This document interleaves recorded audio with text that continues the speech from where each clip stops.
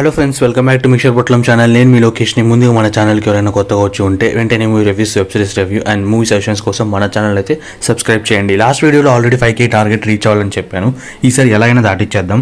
ఈరోజు web series review వచ్చేసి హాట్స్టార్లో తెలుగులో రిలీజ్ అయిన Chutney Sambar, starring Yogi Babu and Vani Bhojan. Series చూసాక నా ఒపీనియన్ వచ్చేసి బాగుంది అండ్ నాకైతే నచ్చింది కూడా.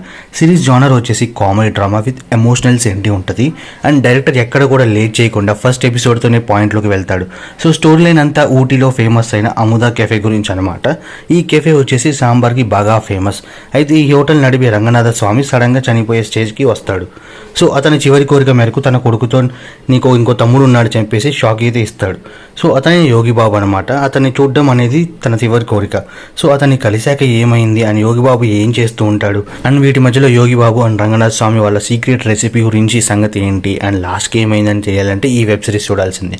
సిరీస్ అంతా కూడా ఇట్స్ పర్ఫార్మెన్స్ బేస్డ్ అనమాట. యోగి బాబు అటు కామెడీని అండ్ సీరియస్నెస్ ని కొంచెం అక్కడక్కడ బాగా వేరియేషన్ అయితే చూపించాడు and other characters performances are good. Hype ఇచ్చినంత స్టోరీ అయితే కాదు, జస్ట్ టైం పాస్ కోసం అలా చూడొచ్చు. Overall review of the series వచ్చేసి మంచి time pass for the weekend. And మీరు కూడా సిరీస్ చూసాక మీకేమనిపించిందో please do comment and thank you for watching.